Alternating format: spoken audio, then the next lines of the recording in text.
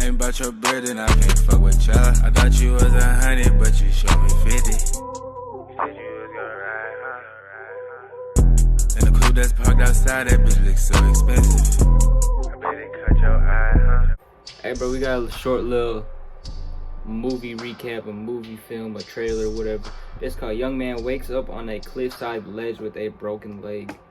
Now keep in mind, this cliffside edge is like 1,000,000 feet high. No cap. What's happening to the vid though, bro?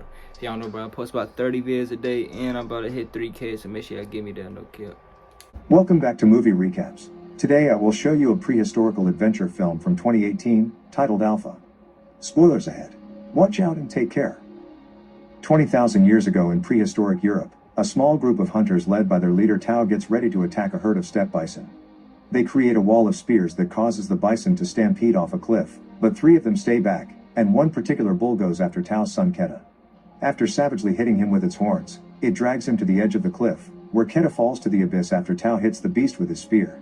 This all begins 1 week earlier, when the teenagers of the tribe are tested on their spear-making skills.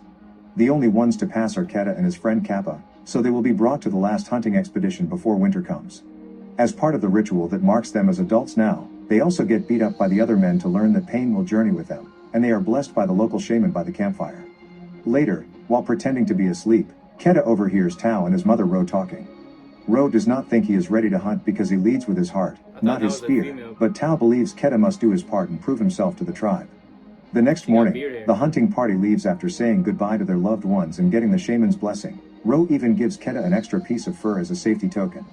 The party begins traveling across the land by following the sacred path left by their ancestors, who have made a series of rock sculptures that leave a trail for them to follow. The hand paintings on them point at the direction they must take to the hunting ground. During the trip, they come across another hunting party led by Zai, an old friend of Tao's who has recently lost his son. Both parties begin traveling together then. Whenever he has the chance, Keta tries to prove himself to his father, but he is not able to start a fire and cannot bring himself to kill the boar the other men capture, so he feels like a failure. One night, while they are eating by the fire, they hear a noise behind them, so they swiftly jump onto a defensive position. When nothing comes, they quickly relax, which proves to be a mistake. A cave lion suddenly jumps out and snatches Kappa, who it takes away to feed on. The next morning, the men build a cairn to give Kappa a memorial service that symbolizes the passing of one's spirit to the afterlife. The trip continues with only stops to hunt and rest. One evening, when they find a large and safe cave to sleep in, Tao takes the chance to make Keta get a tattoo of the constellations just like him. That way he will always find a way home. It takes a good amount of days, but eventually, they find a trail of dump that takes them to a herd of steppe bison, which brings the story back to the beginning. As he falls, Keta tries to hold onto a rough cliff edge, but he slips and lands on a further ledge, where he breaks a leg and falls unconscious. Desperate to save his son, Tao tries to climb down, but his fellow hunters stop him, pointing out it is too late. While the men bring the sleds to carry the bison on, Tao stays by the edge of the cliff, crying in denial. Now that their hunt has been divided equally, Shi's party leaves on their own to return to their home, so Tao's group has one last night of camping before convincing their leader it's time to move on. The following morning, Tao builds another cairn while tears of grief continue to fall. Many hours after the party is gone, a vulture lands on Keta and tries to feed on him. This makes him wake up, and after pushing the bird off him by wringing its neck, he realizes the situation he is in.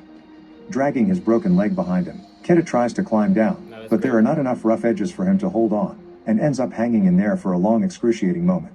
Soon after, a storm arrives and begins flooding the ground below him, so Keta comes to terms with what he has to do and lets go of his grip, landing in the water and falling unconscious again. When he wakes up the next morning, it has stopped raining and the flooding is gone. After drinking water from a poodle and splinting his injured foot, Keta slowly makes his way back to the top of the cliff, where he finds the memorial his father left for him. But Keta kicks it out in frustration when he realizes he has been left behind and must find his way home on his own. Keta begins traveling alone. He feeds himself bugs, fills his canteen in any poodle he can find, and climbs trees to sleep safely at night away from predators. When a pack of wolves finds him in the middle of the day, Keta runs to a tree again, stabbing one of the wolves when it grabs his leg before he finally climbs to safety. He stays on top of the tree until the wolves get tired of waiting and they all leave except for the one Keta injured. He prepares a spear to finish it off, but he cannot bring himself to do it, so he decides to ignore it instead.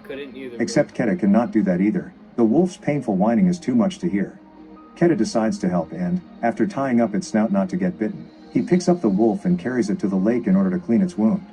Sadly, they cannot rest there for long because there are hyenas nearby, so Keta carries the wolf again until they find shelter in a cave where they can sleep safely. The next morning, Keta finds a mortar near a bunch of bones and uses it to create a plant salve that he applies on his foot while the wolf manages to free his snout. Seeing as the animal is behaving, Keta decides to share his water with it, which the wolf finally accepts after lots of growling. Keta goes as far as cleaning the wound with the fur his mother gave him and sharing the worms he finds with the wolf as well.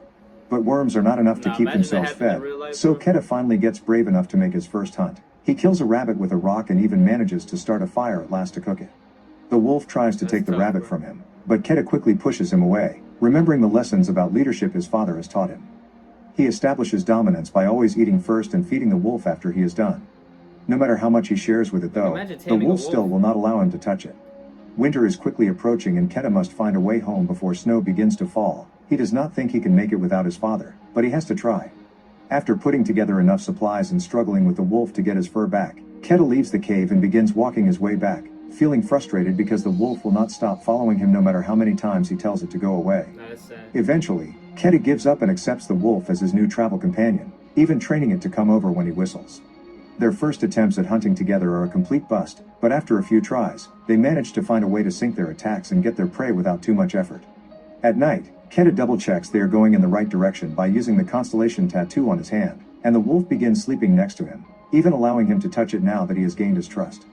After an afternoon spent in the lake bathing and fishing, Keta decides to name the wolf Alpha. Their trip is taking so long that winter finally catches up with them and snow starts to fall. One evening while they are eating by the bonfire, they are approached by a pack of wolves that turns out to be Alpha's family. Knowing what it's like to miss your loved ones, Keta tells Alpha to go with them, so now he is left to continue traveling alone. As time passes, snowstorms become more common, so Keta is having difficulty making much progress each day, especially when he has a devastating dream of Tao arriving home and giving Ro the bad news. After a few days of walking through yet another storm, he comes across Alpha and its pack, but when he runs towards them, the ice breaks under his feet and he falls into the freezing water. As his mother's fur and most of his equipment float away, Keta hits the ice with his knife and manages to break enough to let Alpha drag him. Hey, we're gonna end the video, but hey, if y'all enjoyed, y'all enjoy. If you appreciate y'all for watching, man, I love you.